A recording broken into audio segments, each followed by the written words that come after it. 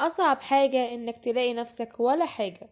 بيبدأ الانمي برين وهو بيطرد من الشغل بيصدم جدا فيهم لأنه كان فاكرهم إنهم صحابه وبيحبوه زي ما هو بيحبهم، وبيسألهم طب أنا عملت إيه؟ قالت لي بنت عشان أنت ما عملتش حاجة أصلا، أنت ضعيف ودايما إحنا اللي بننقذك وبتعطلنا دايما عن إنجاز المهمة. وهنا بيصدم رين وبيقول له أريوس وده بطل الفريق، بيقول له إيه العباية دي بتاعتنا وبيقلعها وهو مظلوم فيهم كلهم وبيسيبهم وبيمشي. وبيكون في قمة حزنه من النوم وبيخرج بره بيفتكر لما حاول على قد ما يقدر يساعدهم وجاي على نفسه كتير، وبيفكر هعمل ايه دلوقتي بعد ما انطردت من الشغل والمكان الوحيد اللي بنام فيه. وبيجي شوية عيال بيسألوا على آخر إنجازاته وحاربوا كام وحش وبيبقى مش عارف يقول لهم ايه وإنه اتطرد من الشغل ولا يسكت. بيطلبوا منه يوريهم عرض من عروضه وفعلا بيوريهم ازاي يروض الحيوانات على نسر وبيخليه ينحني ليهم وبينبهروا بيه. وبيقرروا لما يكبروا يطلعوا مروضين وحوش زيه. وواحد تاني بيقول لهم انا هبقى مغامر ومعايا فلوس كتير. حتى الاطفال في الانمي بتدور على الفلوس، بتعجبه الفكره وبيقرر يروح ينضم لنقابه المغامرين. وبتبدا تشرح ليه البت ازاي يبقى مغامر وبتساله البت على وظيفه السفر بيقول لها، فبتقول له يبقى كده لازم نعمل لك اختبار الاول عشان نديك الرخصه. والاختبار انه يقتل 10 غيران وياخد منهم 10 جواهر ويجمع 20 قطعه من العشب. وفعلا بيقدر يعمل كده وبيجمع الحاجه ولسه هيمشي وبيسمع صوت بنت بتصرخ فبيجري عليها يشوف في ايه. بيلاقي نمر اسطوري عملاق هياكل البت وبسرعه من غير ما يفكر بيهجم عليه بس مش بيحوق فيه حاجه وبيسيب البت وبيقرر ياكله هو الاول، وهو بيقول في نفسه مش مهم انا، المهم ان هو ساب البت عشان تلحق تهرب بعد كده اهرب انا. بس بيتفاجئ لما يلاقي البت قامت وطارت في السما وهجمت على النمر بدل ما تهرب وبتقدر تقضي عليه من اول ضربه، وبيستغرب هي قويه كده ازاي وبيركز فيها بيلاحظ انها مش بشريه، دي فصيله مهدده بالانقراض اسمها روح القطه. وبيلاحظ ان النمر اختفى والبت هيغمى عليها وبيلحقها ولسه بيسالها انتي كويسه، بتقول له انا كويسه بس هموت من الجوع مش قادره. ولحسن الحظ ان هو كان واخد معاها اكل في المهمه وبيديها الاكل وبتشبع وتبقى اخر روقان. بيسالها اسمك ايه وايه اللي جابك هنا، بتقول له كاندي. وبتقول له احنا عايشين بين الجبال عشان مهددين بالانقراض بس حياتنا ممله جدا، انا بحب الاثاره والمغامرات فقررت اسيبهم وادور على الاثاره لوحدي، بس لحسن حظي اني قابلتك وانقذتني. وبيتمشى معاها رين وبيرتاح ليها وبيقرر يحكي ليها على كل اللي حصل ليه. تعصب لما يحكي ليها بس لما بيهدى وبيقول لها انه نسي خلاص بتهدى هي كمان. وبتقول له كاندي انا اول مره شفتك افتكرتك ان انت جاي تروضني. قال لها هو ده ينفع اصلا، انتوا اقوياء جدا. بتقول له انا حسيت اول ما شفتك انك عندك القدره الرهيبه وتقدر تروضني بيها، انا عايزاك تروضني. بالصدم من كلامها لانه عمره ما شاف حد من قريته روض روح القطه قبل كده. بيقول لنفسه انا ارتحت ليها ونفسي تفضل معايا بس مش عايزه استغلها، وبعدها على طول بيوافق وفعلا بيبدا عمليه الترويض. اول ما بتقول اسمها بيتم الترويض وبيطلع الختم على ايديها وبتقول انا كده هفضل معاك للابد. بيتصدم لما بيسمع بس بيفرح جدا، ما يعرفش بان اللي عمله هيغير حياته وهيشقلبها 180 درجه وهتتغير على الاخر. بيروح النقابه وبيدي البت الحاجات اللي جابها من المهمه والبت بتديله الرخصه وكمان مكافاه ليه، بس بيقول هنام فين دلوقتي واللي معاه مش مكفي اصلا. وبتيجي كاندي وبتهنيه على قبوله وهي متحمسه جدا. هما بيتكلموا في واحد من النقابه بيشوف كاندي وبيقرر ان هو ياخدها من رين لانها عمله ثمينه وهو ضعيف مش يستحقها، بس البت بتتعصب وبتقول انا عامله اتفاقيه مع رين وانا مستحيل اسيبه، والراجل بيقول ده ضعيف جدا انا اقوى منه. بتقول له انت اللي ضعيف، رين اقوى منك بمراحل. بيقول لها اذا كان كده خليه ينافسني واللي يكسب ياخدك. رين بيبقى عارف ان هو ضعيف قدامه بس بيقول انا لازم احميها وابذل اقصى ما عندي عشان خاطر ما اعرضهاش للخطر مع حد حيوان زي ده. وفعلا بيلعب رين ولحظه ايه ده ايه ده في ايه، فشخ ايد الراجل بيبص لايده كده باستغراب ايه اللي حصل. بتقول له كاندي بعد الاتفاقيه اللي ما بيننا بتحصل على قوه زي قوتي بالظبط ويمكن اكتر كمان. بيتصدم وبتيجي البت تعتذر ليهم وبتقول له النقابه عارفه بافعاله هيطرد قريب، وتبقى غيرانه على رين وبتاخد الراجل وبتمشي. بيروح رين وكاندي يكملوا المهام وهما هناك بتسمع كاندي صوت صريخ وبيروحوا يشوفوا في ايه. بيلاقي عصابه خطيره مشهوره مثبته راجل عجوز وعايزه تاخد منه اللي معاه وتقتله. كاندي بتقوله ده خطيرين جدا بس رين بيقول احنا لازم ننقذه، وبتفرح كاندي جدا وبيهجموا على العصابه. وبتروح كاندي تطمن على العجوز وبيقدر رين يخلص عليهم كلهم. وكاندي بتبقى مركزه جدا مع رين وشكلها بدات تقع في دباديبه وهتقول زفونا على بيت حبيبي قريب. وبيجي رين يطمن عليهم وبيلاقيها حمرا، بيقول لها حد اذاك؟ قالت له لا لا خالص. امال مالك؟ قالت له انا كويسه حتى اهو، وقعدت تتنطط. وبتساله ازاي قدرت تتخلص عليهم كلهم من غير سلاح، قال لها انا مروض وحوش وكان لازم اتعلم فنون القتال عشان خاطر اروض الوحوش ومش يأذيني ولا اذيهم. بيروحوا يسالوا العجوز ازاي تسافر لوحدك كده يا عم الحاج، بيقول لهم انا كان معايا 3 حراس بس الله يسامحهم اول ما شافوا العصابه هربوا بسرعه وسابوني. وبيقول لهم انتوا كمان لازم تهربوا بسرعه من هنا عشان خاطر العصابه دي كبيره جدا واي حد بيتعرض ليهم بيقتلوه على طول. بيقرر بقى عمنا رين بدل هما اللي يجولي انا اللي هروح لهم. وبيقول كمان عشان خاطر ما يأذوش العجوز معانا. كاندي بتصدم منه وبتقول له هتقدر عليهم ازاي يا عم، دول اكتر من 100 فرد. بيقول لها انا عندي خطه ما تقلقيش، مخطط لكل حاجه. بيروح على المخبأ ورين بيروض نحله وبيقول لها هاتي اخواتك وتعالي بقى. بتيجي النحله هي واصحابها وبنعرف انها نوع من انواع النحله وقرصك قرصه يخليك مشلول لمده 12 ساعه. بيقول لك كاندي تروح المدينه وتجيب مساعده وفرسان وتيجي. يقول له خلي بالك من نفسك. بيقول لها ما تخافيش، لو حسيت بالخطر ههرب على طول.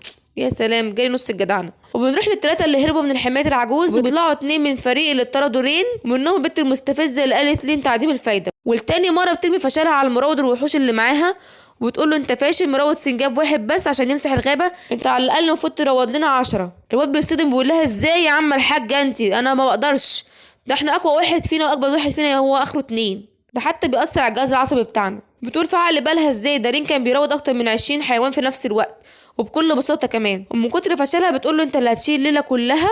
بيقول لها بس ده هيأثر على سمعتي. بتقول له هتشيلها ولا اعذبك واللي معايا تشفيك نرجع نموتك تاني ولحد ما تجيب اخرك وتشيل برضو الليله. الواد بيترعب وبيطلع يجري منهم. في الوقت نفسه بيكون رين روض ال100 نحله علشان خاطر ترس ال100 شخص، وفعلا بيتخدروا مكانهم. وكاندي بتجيب الدعم وبتيجي وبيبدأوا في يشيل أفراد العصابة ويطلعوهم بره. ومرة واحدة بيسمعوا صوت وحش بيكسر القفص وبيهجم عليهم. رين بيهجم على واحد وبيخلص عليه، وكاندي بتهجم على التاني. مرة واحدة الوحوش بتكتر حواليهم وبيخافوا على اللي موجودين وبيقول لهم اطلعوا بره انتم وانا وكاندي هنتولى المهمة. وفعلا الناس بتطلع بره، وكاندي ورين نازلين طحن في الوحوش، والناس بره بتقول مستحيل يقدروا عليهم زمانهم ماتوا جوه. وهما بيتكلموا بيطلعوا رين وكاندي والجواهر اللي خرجت من الوحوش. وهنا الناس بتحييهم ورين بيكلم نفسه بيقول انا من يومين كنت فاشل في نظر الجميع ودلوقتي الناس بتحييني وبتشجعني، كل ده بسببك يا كاندي. وبيروح يشكرها وطبعا كاندي بتفرح جدا، ما احنا دايما بنحب نسمع الكلام الحلو. وبعد ما بياخدوا المكافأة رين بيدور على مكان يباتوا فيه، والست اول ما بتشوفهم بتقول له مفيش غير غرفة واحدة بس وبتاخدهم ليها بالعافية. ورين اول ما بيدخل الغرفه مع كاندي بيبقى مكسوف منها وبيقرر ان هو يطلع ينام بره في الغابه، بس هي مش بتوافق وبتقول له انا وانت خلاص بقينا اصحاب. بيقول لها ما ينفعش تثق في الناس بالسرعه كده، احنا مش بقالنا غير اسبوع عارفين بعض. قالت له انا بثق فيك لانك شبهي ومش طمعان فيا عكس الناس التانية، وبعدين انت مولاي ومستحيل اسيبك تنام بره. وبيقرر ينام معاها. اول ما بيدخل على السرير بينام على طول، واما كاندي بقى عماله تبص عليه وتلفلف عليه وهو نايم وبتسرح فيه وبتفتكر الناس اللي قابلتهم في حياتها وقد ايه كانوا طمعانين فيها وفي قوتها، عكس رين خالص اللي عاملها كأنها بشرية زيه ومش بيستغلها. وبيعدي اسبوع هما بيكملوا مهمات مع بعض، وبتيجي مهمة قوية للنقابة وبتقوله عليها البت وبيستغرب بيقول لها ازاي دي اعلى من فئتي. بتقول المهمة دي لأي حد ومكافئتها 5 جواهر. وطبعا صاحبنا عشان مش مادي خالص بيقرر يوافق على طول اول ما بيسمع الرقم. وبتقوله في وحش غريب واقف على الجسر ومانع اي حد يعدي وعمال يهزم في الناس، والحمد لله محدش مات. وبيروحوا هم على الجسر يدوروا على الوحش، وفجأة بتلاقي كاندي تنين طاير في السما وبتصدم هي ورين. وبينزل التنين على الجسر وبتحول بنت جميلة بتقول لهم شكلكم أقوياء وهتسلى معاكم شوية، أنا اسمي تانية شبيهة التنين. وبتعرف كاندي إنها روح التنين وإنها قوية جدا وجاية عشان تتدرب، وبتقول لرين الكلام دوت. ومرة واحدة بتهجم البت على رين وهو بيصدها على آخر لحظة وبتقوله بداية مبشرة إن الضربة دي قضت على نص اللي قابلتهم. وبتهجم عليهم تاني بقوة النار ودير كاندي بيولع وبتزعل عليه وبتقرر تنتقم منها وتروح تضربها، بس الاتنين بيبقوا قوتهم متقاربة. وبيقرر لين في اللحظة ديت إن هو يهجم عليها، وبتقدر تصد ضربتهم وبتطيرهم في السماء وبتنفخ فيهم النار عشان تقضي عليهم خالص. بس هما بيقدروا يهربوا من الهجوم ده. ورين بيقول لكندي اشغليها بس 3 دقايق وبعد كده سيبها لي. بتروح فعلا تشغلها وبتقول لها انه بيخطط ليها وجاي، وفعلا بيرجع ليها بعدها وبيقول لكندي ارتاحي انت بقى. بتقول له قررت تقتلني اخيرا؟ قال لها لا انت هتقتليهم هما. وبيهجم عليها شويه طيور ويفضلوا يعضعضوا فيها. بتقول له انت فاكر ان شويه الطيور دي تقدر تهزم روح التنين؟ قال لها لا بس تقدر تعمل كده. ولسه بتكمل كلامها بتلاقي نفسها على الارض. بيقول لها طارت بيته العض منه بتقدر تخدر الجسم كله، وهي بتستسلم على طول. بيقول لها بسرعه كده، بتقول له مش قادره احرك صباع واحد. بيقول لها انا هاخدك معايا عشان نتكلم شويه. في الاول مش بتوافق وفي الاخر بتوافق، وبياخدها معاه النقابه وبيقول للبنت انه هزم الوحش. بتقول انا كنت متوقعه كده منك وهصرف ليك المكافاه اول ما نتاكد من صحه كلامك. وبتساله مين دي؟ بيقول لها بشريه متنكره في زي التنين مش اكتر من كده. ولسه البنت تعرف نفسها بيكتم نفسها وبياخدها ويمشي. بياخدها للغابه وبيقول لها ما تعرفيش على نفسك تاني، وما تعرضيش نفسك للخطر تاني، ولا تعملي اللي انت عملتيه على الجسر ده تاني، وفي بلده بعدين روحي عيشي فيها بسلام، ما تاذيش حد معاكي تاني. بتقول لا انا مش همشي واسيبك، انا قررت خلاص ان اخليك تروضني، وبتحضنه. طبعا كاندي بيكون مولعه وعايز يولع فيها، وبيقرر انه يضمها لفريقه، وبيعمل زي ما عمل مع كاندي بالظبط، وبيبقى في فريقه اتنين مزز اقوياء فشخ. يا بختك يا عم الحاج. في الناحيه التانية بيكون الفريق اللي طرد رين محبط وزعلان، وبيقولوا بقالنا اسبوع مش عارفين نعدي غابه الوهم، لو رين كان معانا كان روض الحيوانات وعديناها بكل سهوله. بيضحك كده القائد وبيقول لهم احنا نروح نعتذر منه ونرجعه للفريق، وهو طيب هيوافق على طول، وبعد ما نعدي الغابه نطرده تاني. قد ايه انت حكير والله العظيم يا ابني. ونرجع لرين تاني هو البنات وهم بينفذوا مهمه جديده، وهي القضاء على السلايم. والسلايم ده بياكل الزرع وبيأذي الارض الزراعيه. بس المشكله ان رين مش لاقي مكان تجمعهم، فبيروح على العصفوره دي وبيقولوا له البنات انت هتروض العصفوره البحث عنهم. قال لهم لا انا هدور عليهم بنفسي. مرة واحدة بيغمى عليه وبيتخض وبيقول لهم ما تخافوش انا هنا، وبيتكلم من العصفورة. وهنا الصدمة، نقل جزء من روحه للعصفورة وبيقول لهم خلوا بالكم بقى من جسمي عقبال ما ادور واجي. وهم بيصدموا منه قد ايه قدرته رهيبة. وفعلا بيوصلوا لمكانهم وبيروحوا عليهم، وتانية بتقول له اضربهم بسحر النار بتاعك. قال لها السحر ضعيف جدا. بتقول له يا عم الحاج جرب بس. وفعلا بيهجم عليهم بالنار وبيولع فيهم كلهم مرة واحدة. امال لو كنت قوي شوية يا عم كنت عملت فينا ايه؟ بيستغرب وبيقول ايه ده. بتقول له تانية انا بتصنف ضمن اقوى اتنين من الارواح القوية، بما انك عملت معايا عقد فانت دلوقتي بتاخد نفس قوتي. بيقول لها ما بعرفش اتحكم في سحر النار. بتقول له ما تقلقش انا هعلمك، بس انا قاسية شوية. وفعلا بتعلمه بس تفضل تزعق فيه وتعذب فيه لحد ما بيتعلم وبيقضي على السلام كله. وبعد ما بيخلصوا بيروحوا النقابة عشان يسلموا المكافأة، وبياخدهم وبيخليهم يعملوا شوبنج في المدينة، وكمان بيجيب لهم أكل كتير وشهيتهم الله أكبر عليها.